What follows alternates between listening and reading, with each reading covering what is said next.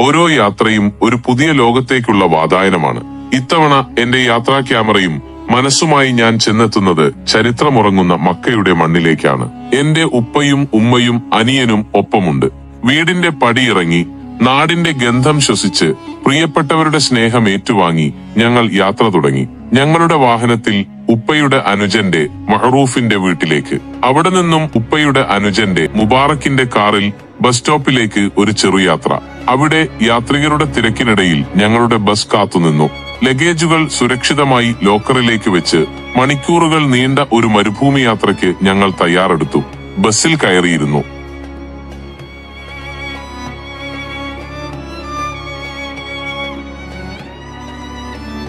ഞങ്ങൾ ഭക്ഷണം കഴിച്ചിട്ടില്ലായിരുന്നു. ഭക്ഷണം വാങ്ങാൻ പുറത്തിറങ്ങുമ്പോഴേക്കും ഉപ്പയുടെ അനുജൻ മുബാറക് ഭക്ഷണം കൊണ്ട് ബസ്സിനുള്ളിലേക്ക് വന്നിരുന്നു. അങ്ങനെ ആ ഭക്ഷണവും കയ്യിൽ പിടിച്ച് ഞങ്ങൾ യാത്രയായി. പുറത്ത് മണൽ പരന്നൊഴുകുന്ന വിശാലമായ ഭൂമിക മാത്രം. സൂര്യരശ്മിയിൽ മണൽത്തരികൾ തിളങ്ങുന്നു. ഏകദേശം 1500 കിലോമീറ്റർ. ഒരു മരുതോണി പോലെ ഞങ്ങളുടെ ബസ് മുന്നോട്ട് നീങ്ങിക്കൊണ്ടിരുന്നു.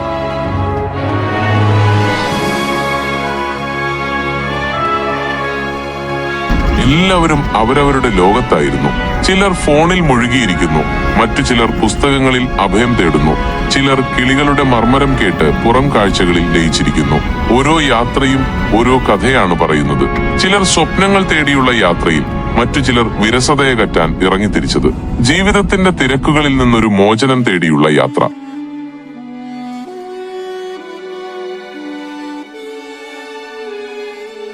യാത്രയുടെ മധ്യത്തിൽ വിശപ്പിന്റെ വിളി വന്നപ്പോൾ ഞങ്ങൾ ഒരിടത്ത് വണ്ടി നിർത്തി. അവിടെ ഒരു ചെറിയ കടയിൽ നിന്ന് കിട്ടിയ പാകിസ്ഥാനികൾ ഉണ്ടാക്കിയ അറേബ്യൻ ഫുഡ് ശരിക്കും ഒരു അനുഗ്രഹമായിരുന്നു. ആ ഭക്ഷണത്തിന്റെ രുചി ഇപ്പോഴും ഓർമ്മയിലുണ്ട്. യാത്രയുടെ ക്ഷീണം മാറ്റാൻ അങ്ങനെ ഒരു ഇടവേള ശരിക്കും സഹായിച്ചു.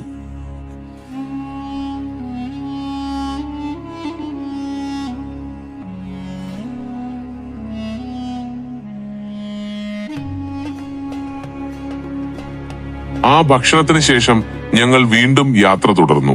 ഓരോ വളവിലും പുതിയ കാഴ്ചകൾ കാത്തിരിക്കുന്നുണ്ടായിരുന്നു. ചിലപ്പോൾ അത് മലനിരകളുടെ ഭംഗിയാകാം, മറ്റു ചിലപ്പോൾ പുഴകളുടെ ശാന്തതയാകാം. ഓരോ നിമിഷവും ഓരോ അത്ഭുതമായിരുന്നു.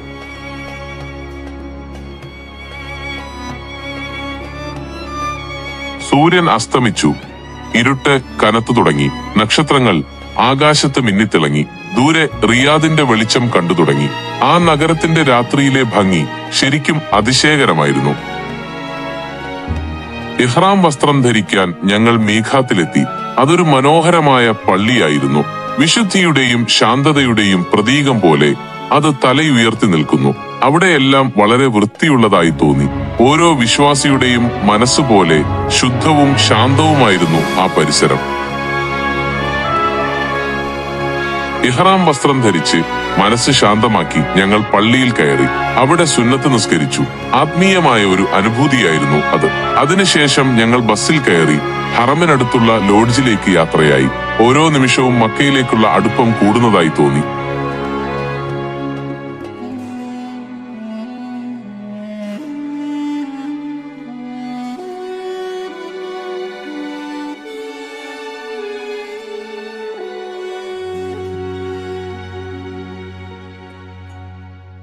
ഒടുവിൽ മക്കയുടെ അതിരുകളെ ഞങ്ങൾ തൊട്ടു.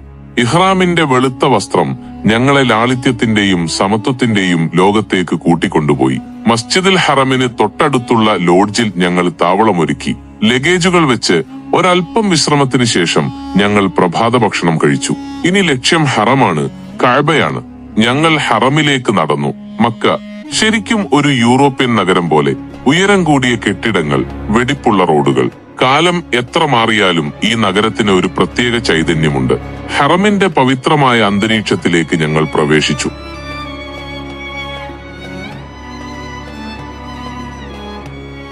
ഹറമിലേക്ക് അടുക്കുംതോറും സൂര്യന്റെ ചൂട് കൂടി വന്നു. കഅബയുടെ അടുത്തേക്ക് നടക്കുമ്പോൾ ആ ചൂട് അതിന്റെ പരമാവധിയിലെത്തിയിരുന്നു. എങ്കിലും ഓരോ വിശ്വാസിയുടെയും ഹൃദയം ശാന്തമായിരുന്നു. ആത്മീയമായ ഒരു അനുഭൂതിയായിരുന്നു അവിടെയെല്ലാം.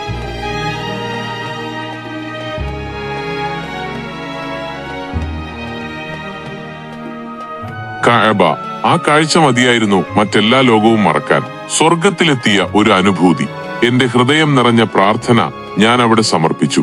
7 പ്രദക്ഷിണങ്ങൾ, ഓരോ വരിയിലും ചരിത്രത്തിന്റെയും വിശ്വാസത്തിന്റെയും അലകൾ. കഅബയുടെ അടുത്തെത്തിയപ്പോൾ വാക്കുകൾക്ക് അതീതമായ ഒരു അനുഭവമായിരുന്നു. ആയിരക്കണക്കിന് വർഷങ്ങളുടെ ചരിത്രം പേറുന്ന ആ പുണ്യഗേഹം. ഓരോ തരിമണ്ണിലും ഓരോ കല്ലിലും 10,000-കണക്കിന് വിശ്വാസികളുടെ പ്രാർത്ഥനകൾ അലിഞ്ഞു ചേർന്നിരിക്കുന്നു. കഅബയെ വലം വെക്കുമ്പോൾ കാലവും ദേശവും മറന്ന് മനസ്സിൽ ഒരു ശൂന്യത നിറയുന്നു. എല്ലാം മറന്ന് ആത്മീയതയുടെ ആഴങ്ങളിലേക്ക് ഇറങ്ങിച്ചെല്ലുന്ന ഒരവസ്ഥ. ഇബ്രാഹിം നബിയുടെയും ഇസ്മായിൽ നബിയുടെയും കാലം മുതൽ ഇന്ന് വരെയുള്ള വിശ്വാസികളുടെ ഒത്തുചേരൽ. കഅബ എന്നത് വെറുമൊരു കെട്ടിടമല്ല, അത് കാലാതീതമായ വിശ്വാസത്തിന്റെ പ്രതീകമാണ്. സഫാ മർവ കുന്നുകൾക്കിടയിലൂടെയുള്ള 7 നടത്തം.